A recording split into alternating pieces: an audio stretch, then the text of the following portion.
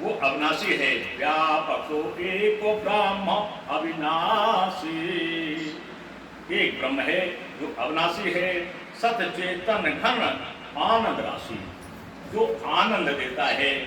अब आनंद का बड़ा ही अच्छी बात हमारे बाबा तुलसीदास जी ने बताती है। भगवान की भक्ति में जो आनंद है, जो गृहस्थ जीवन में आनंद, सारे आश्रमों में सबसे बड़ा गृहस्थ आश्रम बताया गया है। लेकिन सकल पदार्थ है जग माही, कर्महीन नर पावत नाही। तो सारे संसाधन हैं संसार में, ब्रह्म है, ब्रह्म की सृष्टि में हम सब हैं, लेकिन ब्रह्म को हम लोग भुला देते हैं, ब्रह्म के अनुसार सुख नहीं भोग पाते हैं। ये हम लोगों की कर्महीनता है। ब्रह्म के हिसाब से आप चलेंगे, सुख ही सुख मिलेगा। प्रातः काल उठिए, प्रभु का स्मरण करिए, माँ पृथ्वी का चरण वंदन करिए, नित्य नैमित्त क्रियाएं करिए। क्रियाओं करने के बाद एक घर का सामूहिक काल आता है। नित्य क्रियाएं व्यक्ति को अपनी अपनी होती, सबको समय से कर लेना चाहिए। विद्यार्थी को 4 बजे जगना चाहिए, शेष लोग कम से कम 5 बजे जग जाए। 6 बजे तो स्थान सैया का छोड़ ही देना चाहिए, जो कि 5 और 6 के बीच में नकारात्मक निद्रा ये भ्रमण करती है। किसी को नींद आए या ना आए, 5-6 बजे के बीच में प्रातःकाल जरूर नींद आ जाएगी, क्योंकि उसमें निद्रा का भ्रमण होता है। निद्रा अपना प्रभाव बनाती है। जो इसके प्रभाव में आ गया, वो अगर सो गया तो फिर कहो 8 बजे जगे और 9 बजे जगे। अगर उसने निद्रा का प्रभाव अपने ऊपर नहीं आने दिया तो 5-6 बजे वो बिस्तर का त्याग कर देगा। नित्य कर्मों के बाद पूजन एक सामूहिक घर का कर्म होता है। पूजन में सभी को सहयोग करना चाहिए। कोई पूजन की थाली सजा दे, कोई पुष्प चुक दे, कोई सामान जुटा दे, कोई शंख बजा दे, कोई घड़ियाल बजा दे, कोई पूजन कर दे। और किसी के पास समय न मिले तो घर का कोई एक पूजन कर दे जिसके पास समय हो, और सारे लोगों को भगवान का प्रणाम नित्य क्रियाओं के बाद करना चाहिए। समय के अनुसार फिर अपने कार्यों में जाना चाहिए, और भोजन तब तक समय से तैयार हो जाना चाहिए। नित्य क्रियाओं के बाद फिर शाम को वापसी होती है, फिर अपने नित्य क्रियाओं में लग जाना चाहिए। 9 बजे करीब सबको एकत्रित होकर के अपने दिनचर्या भगवत चर्चा करनी चाहिए, और इसके बाद भोजन करके विश्राम कर लेना चाहिए। देखिए कितना आनंद है इस जीवन में, कितना आनंद है। और इसमें अगर नकारात्मक प्रवेश आपने कर दिया तो वो आनंद समाप्त हो जाएगा। 2 ही मिल हैं संसार में, 2 से बना है पूरा संसार, जीव और निर्जीव, जल थल, साकार निराकार, रात दिन, अच्छा बुरा, दुष्ट सज्जन, 2 ही से बना है, और प्रवेश एक का रहता है। इन दोनों में बड़ी खासियत है, प्रवेश एक का रहता है। अगर आप श्रीमद् भागवत कथा का आनंद ले रहे हैं, पंडाल में बैठे हैं, तो यहाँ नकारात्मक कोई चीज नहीं आएगी। केवल भगवत मंडल होगा, भगवत ध्यान होगा और भगवत चर्चा होगी। नकारात्मक किसी का प्रवेश नहीं। यदि आप अन्य स्थान पर जहाँ गंदगी है, कीचड़ है, तरह तरह की नकारात्मक चीजें हैं, वहां पहुंचेंगे तो वहां ये आनंद नहीं पहुंचेगा। वहां उस नरक में आपको रहना पड़ेगा, उस गंदगी में रहना पड़ेगा, वो सुगंधी आपको प्राप्त नहीं हो सकती। तो चुनना आपको है, पथ आपके हैं, पथ पर चलना पथिक जीव का कार्य है। इसलिए पथ ठीक चुनना चाहिए। आनंद ही आनंद है भगवान के पथ पर चलने में, ऐसा हमारा मानस कहता है। आसे प्रभु हृदय अक्षत अविकारी, सकल जीव जग दीन दुखारी। जो अखंड ब्रह्मांड नायक है ब्रह्म, जिसके हृदय में हम सबका वास है, और इसके बावजूद भी हम सब दुखी हैं, दीन हैं, ये बड़ी विडंबना है। उसका कारण बताया है। अच्छा प्रभु हृदय अक्षत अविकल जो भगवान के हृदय में वास कर रहा है उसको तो दुख होना ही नहीं चाहिए। सकल जीव जग, पूरा जग जीव जंतु सब भगवान राम के हृदय में वास करते हैं। भगवान राम की उस परम आत्मा से जीव आत्मा प्रविष्ट है, उसी में सबका जीवन चल रहा है।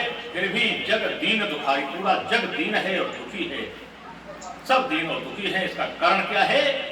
नाम निरूपण नाम जतन ते, बहुत यत्न करता है नाम का उच्चारण करने के लिए, नाम का भजन करने के लिए, लेकिन नकारात्मक चीजें सामने आ जाती हैं जिस कारण स्वार्थ सामने आ जाता है, निश्चल भाव समाप्त हो जाता है, तो वो हम प्रयत्न नहीं कर पाते हैं, भगवान की शरण में ठीक से नहीं जा पाते हैं। सो प्रगट अंग्रेजी में मूल रतन ते, तो ऐसे स्थान पर यदि भगवत भक्ति मिल जाए नकारात्मक चीजों से विधानों में, तो कैसा उदाहरण दिया है? सो प्रगट में मूल रतन से, वो इस सारे संसार में किसी किसी को प्राप्त होता है। यानी मोल, मूल कहते हैं मूल, रतन कहते हैं हीरा न पन्ना जवाहरात, यानी रत्न सोना आदि। तो सो प्रकृति मूल रत्न, सुख किसको प्राप्त होता है? जिसको भगवत भक्ति का ज्ञान प्राप्त हो जाता है। जैसे ज्वेलर्स को यानी जौहरी को रत्न दे करके ये आभास हो जाता है ये इसमें ये रत्न है या नहीं है, वो प्रसन्न हो जाता है, समझ जाता है ये रत्न है। और उनको ज्ञान नहीं है, वो चाहे जितना रत्न रखे हो सब डुप्लीकेट आता है, कोई पहचान नहीं कर पाता है, वो भ्रमित बना रहता है। इसलिए सारा संसार दुखी है। जीव जगतीन दुखाई, सब दुखी है भगवान के सामने रहते हुए। और जो भगवान के सामने निश्चल भाव से जाता है, निर्मल मन जन स्वयं मोहि पावा, मोहि कपट चल छिद्र न भावा। तो निश्चल भाव से हमारी शरण में आता है, उन्हीं को ये सब प्राप्त होता है। वो जौहरी बन जाता है और जौहरी भगवान की भक्ति का मूल पहचान लेता है। ये उदाहरण दिया गया है। अंतिम चौपाई है नाम निरूपण नाम जतन ते, सो प्रगट तजे में मूल रतन से।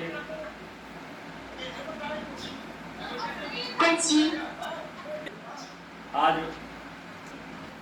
इस प्रकार आज भगवान का साक्षात्कार का समय विराम की तरफ दुआ नंबर 12 में चर्चा हुई है और अगले संडे को दुआ नंबर 23 पर चर्चा होगी।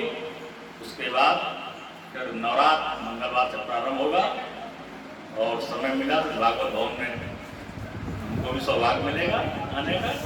भगवान का 2 बार नाम और साक्षात्कार सीधे भगवान राम से, ये चीजें आपको कथा में सुनने को नहीं मिलेगी। सीमाओं में बता हुआ है, एक कल्प कौन आया, संचालन चल रहा है, एक एक बिंदु पर चर्चा चल रही है। समय का अभाव है, समय बढ़ा दिया जाए, अन्य समय तो नहीं बढ़ सकता। समय का अभाव भगवान ने निश्चित कर रखा है। एक बात आई कि शकुंतला बेटी किसकी थी, बड़ी गहन बात थी। हमने कहा कि मैं कल ही बताऊंगा, उन श्रोताओं को मैं याद दिला दूं। उस प्रश्न का उत्तर मैंने खोज किया तो पाया ये कि देखिए, एक है ब्रह्मलोक, एक है मृत्युलोक। ब्रह्मलोक में देवता वास करते हैं, मृत्युलोक में हम सब जीव वास करते हैं। सबका एक ही प्रश्न रहता है कि हमारा कोई प्रतिद्वंदी हमारे समान न हो पाए। ये साधुओं का विचार नहीं है, ये ज्यादातर विचार है स्वार्थी लोगों का। जैसे रावण ने किसी तपस्वी को अपने समान तपस्या नहीं करने दी, रक्त लिया। सभी लोग जानते हैं, ऋषियों का रक्त ले लेता था रावण, और वही रक्त का प्रभाव था जो सीता का जन्म हुआ। इसलिए एक प्रश्न के आधार पर सीता रावण की पुत्री इसी आधार पर होती है। ठीक उसी प्रकार से हमारे विश्वामित्र भी बड़े तपस्वी थे, वशिष्ठ भी बड़े तपस्वी थे, लेकिन वशिष्ठ के अंदर कोई अहंकार नहीं था, वशिष्ठ से किसी को कोई नुकसान नहीं था, इसलिए वशिष्ठ के तप का किसी ने विरोध नहीं किया। और विश्वामित्र क्रोधी थे, ये कुछ भी कर सकते थे, इसलिए इनको किसी ने तप करने नहीं दिया। विश्वामित्र ये तो शरीर से सुगंध आने लगी, ऐसे तपस्वी हुए। इंद्र ने सोचा ये तो खुशबू यहाँ तक आ रही है, जो ब्रह्मलोक की खुशबू है वो मृतलोक से यहाँ तक आ रही है, निश्चित ये हमारे इंद्रलोक पर कब्जा कर लेंगे। तुरंत मेनका नाम की अप्सरा, बहुत खूबसूरत अप्सरा थी वो मेनका, और चूंकि जो अप्सराएं होती हैं वो केवल देवलोक निवास करती हैं, अप्सराएं ही मनोरंजन का साधन देवताओं की होती हैं, लेकिन उनको इस सांसारिक जीवन से कोई मतलब नहीं होता। अब इंद्र का आदेश हुआ, इंद्र ने कहा इसकी तपस्या भंग करो। हमारे विश्वामित्र जी स्नान करके बाहर निकले, मेनका खड़ी हो गई, मेनका को देख करके ये सारी तपस्या भूल गए। अंततः क्या हुआ कि दोनों का प्रेम प्रसंग में प्रस्ताव शादी का गया। मेनका ने देखा कि बड़ा तपस्वी संत है, इसकी बात को ठुकराना ठीक नहीं है, अगर मैंने बात को ठुकरा दिया तो ये तेजस्वी है, कोई भी श्राप दे सकते हैं। तो भयवश और स्नेहबल दो कारण थे मेनका के अंदर कि तपस्या भंग करने में उनका स्नेह भी हो गया विश्वामित्र जी से। दूसरा, उनको जाना था देवलोक, देवलोक जाने में श्राप का भय हो गया, तो उन्होंने विवाह का प्रस्ताव मान लिया और वैवाहिक जीवन यापन करने लगे, गृहस्थ आश्रम अपना लिया दोनों ने। उससे ये कन्या पैदा हुई शकुंतला। जो शकुंतला पैदा हुई, ये शकुंतला का विवाह राजा दुष्यंत से हुआ। राजा दुष्यंत से जो पुत्र उत्पन्न हुआ उसका नाम भरत था, उसी के नाम से अपने देश का नाम भारतवर्ष पड़ा। तो शकुंतला एक्चुअल में विश्वामित्र और अप्सरा मेनका की बेटी थी। और जब इंद्र ने देखा ये दोनों वहीं रंग गए, तो इंद्र ने मेनका को डराया, धमकाया, समझाया, तुम्हारा तो कर्तव्य केवल उनके तपस्या को भंग करना था, तुमने तो विवाह करके जीवन यापन प्रारंभ कर दिया, ये अप्सरा कैसे कर सकती है? और नहीं तो मैं तुम्हें श्राप दे दूंगा, तुम पत्थर क्यों जाओ।